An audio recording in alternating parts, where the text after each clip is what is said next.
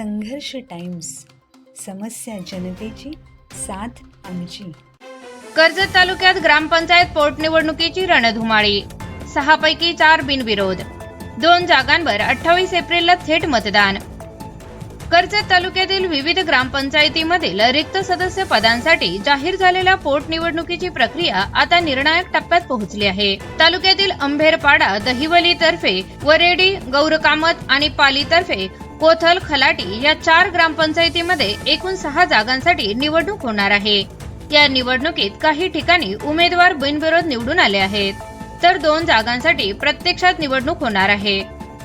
दरम्यान अंभेरपाडा ग्रामपंचायतीत अनुसूचित जमाती स्त्री प्रवर्गासाठी राखीव जागेवर गोदाबाई सुनील काठे, काठेवाडी खांडस यांची बिनविरोध निवड झाली आहे. दहिवलीतर्फे वरेडी येथे नागरिकांचा मागास प्रवर्गासाठी असलेल्या जागेवर शिवाजी मालू मिसाळ, वांजरपाडा यांची बिनविरोध निवड झाली आहे. तसेच गौरकामत ग्रामपंचायतीत अनुसूचित जमाती महिला जागेसाठी सुमन बंडू वाघमारे या बिनविरोध निवडून आल्या आहेत. पालीतर्फे कोथळ खलाटी ग्रामपंचायतीत प्रभाग क्रमांक 2 मधील सर्वसाधारण महिला जागेसाठी दीक्षा देवीदास देशमुख यांचीही बिनविरोध निवड झाली आहे. मात्र याच पालीतर्फे कोथळ खलाटी ग्रामपंचायतीतील प्रभाग क्रमांक 1 मध्ये 2 जागांसाठी थेट लढत रंगणार आहे.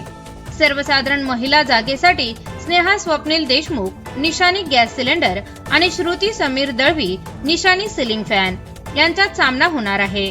तर सर्वसाधारण जागेसाठी आशिष सुरेश देशमुख, निशाणी ऑटो रिक्षा आणि मयूर समीर देशमुख, निशाणी खराटा यांच्यात चुरशीची लढत अपेक्षित आहे.